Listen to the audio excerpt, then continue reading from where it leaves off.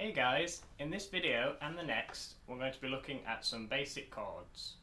I've decided to split this into two videos because I didn't want to upload one massively long video and scare people away with its length. In my opinion, learning some basic chords is the easiest way to go from having picked up a guitar for the first time to playing something that's recognisable as music. First things first, what is a chord? Well, if you were to Google it, a chord would be defined as a group of notes sounded together, typically 3 or more. The chords I'm going to show you in this video and the next can be split into two different categories. There's major chords, which are happy sounding, and there are minor chords which sound sad.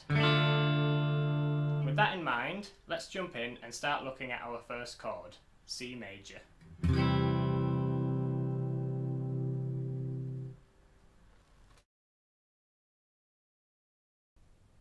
As you may have noticed, I'll be putting in chord diagrams for reference before I go on to explain each chord. This is what the C major chord, or C for short, sounds like. And this is how to play it from low to high. You may have noticed on the diagram that there was an X on the low E string, and this is because you want to avoid hitting this string. Although the note E belongs to the chord C, it doesn't sound too great ringing out above the rest of the chord, so it tends to get left out. Moving on to the A string, place your third finger on the third fret, which is the note C. On the D string, place your second finger on the second fret, which is the note E. Leave the G string open to ring out. On the B string, place your first finger on the first fret, which is another C. And finally, leave the high E string open. Once you have this shape in place, in the neck of the guitar, you want to pluck each of the strings individually to make sure each note of the chord sounds properly. Remember to leave out the low E string. Either aim your pick so that you're not hitting that string, or gently rest your thumb on the top of the string like I'm doing to mute it out. This might be a little bit tricky at first, but keep going until you're able to get the chord sounding good.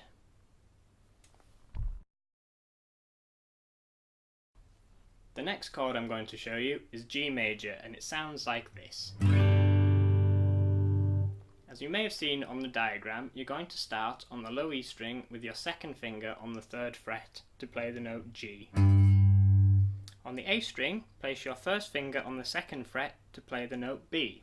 The next two strings, D and G, are left open. Referring back to the diagram again, you may have noticed a note with brackets around it on the third fret on the B string. I've included this as an optional note, as on most chord diagrams for G major you'll see the B string left open. If you do want to include this note, which is a D note, play the third fret of the B string with your third finger. Depending on whether you want to include this note in your G chord, you're either going to use your little finger or your third finger to play the third fret on the high E string, which is another G note. Again, go through and make sure that you have each of the notes correctly pressed down and that you can sound them properly.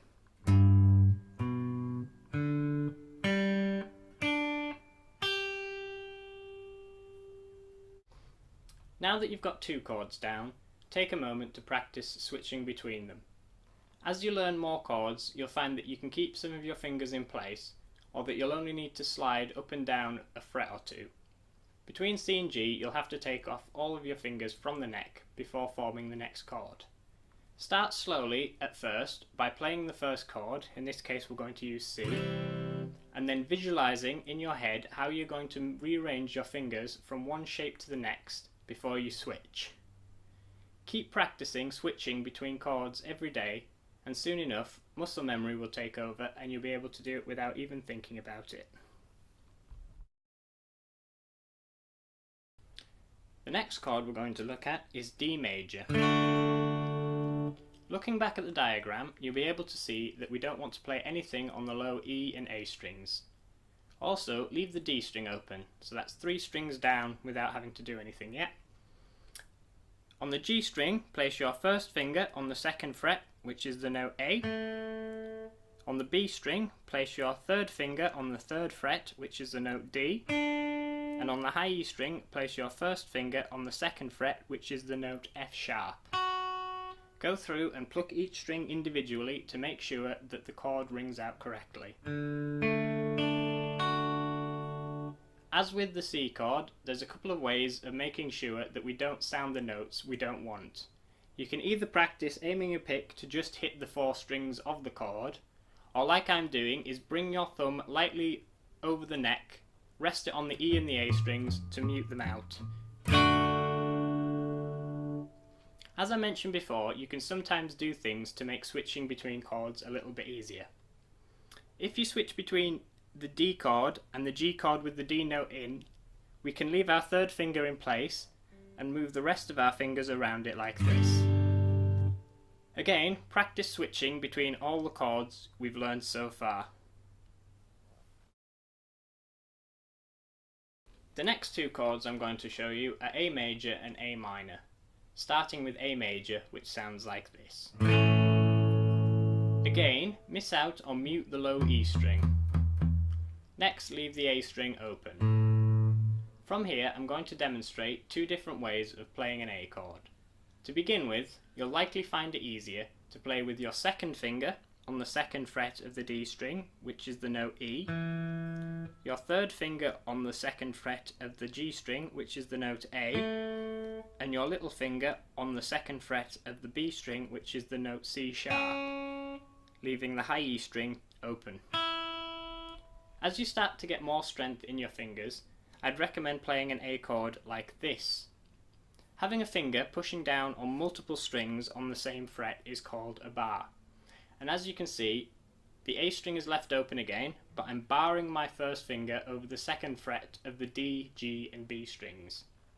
It can be quite hard to get the high E to ring out like this, and if you're really struggling, just angle your finger slightly in order to mute the string out without hitting the second fret of the string. It's good to try and play chords as simply as possible like this, because further down the line you might want to include extension notes into your chords, and it's useful to have fingers free to do that. As I previously mentioned, the last chord I'm going to cover in this video is A minor, and it sounds like this.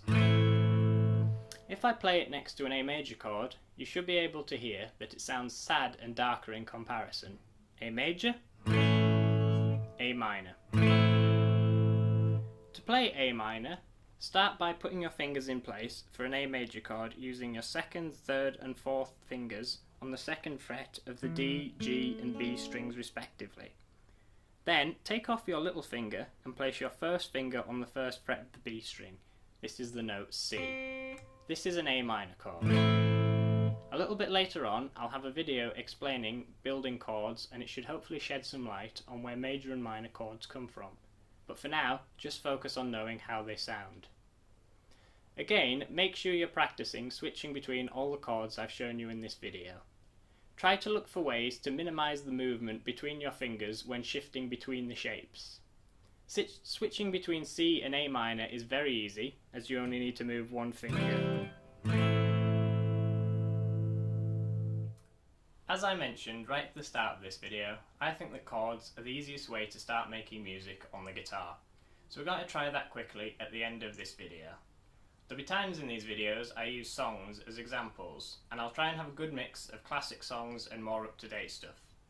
Today we're going to start with the Bob Dylan song Knocking on Heaven's Door, as it was the very first song I tried playing on guitar when I took lessons at school, a couple of years before I actually got serious about playing the guitar. It uses 4 of the chords I've showed you today: G, D, C, and A minor. If you were to look up the chords to this song, it tends to say it's an A minor 7, but for now A minor will do the same job. The song has 2 different chord patterns throughout. The first one goes like this. We play the G chord twice, we play the D chord twice, and then we play C 4 times. So altogether that sounds like this.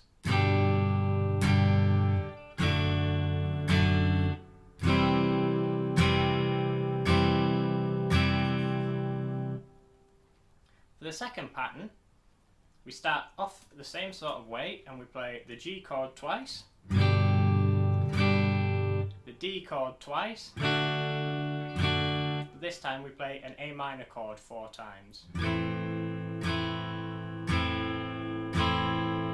Altogether, that sounds like this.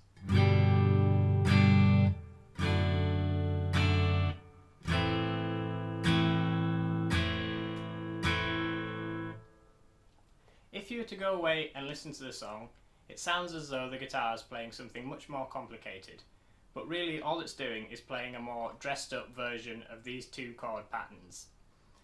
Practice playing them, and as you get more comfortable, try playing along with the song for reference. I'm going to wrap this video up here for today. Next time, we'll have a look at some more basic chords as well as another song. If you found this video helpful, or not, please leave some feedback down in the comments, and feel free to check out my Facebook page, which I've linked in the description, where I'll be uploading any resources I use in these videos, and any links to songs, articles, other YouTubers that I find interesting or you might find useful. With that said, bye for now, and I'll see you next time.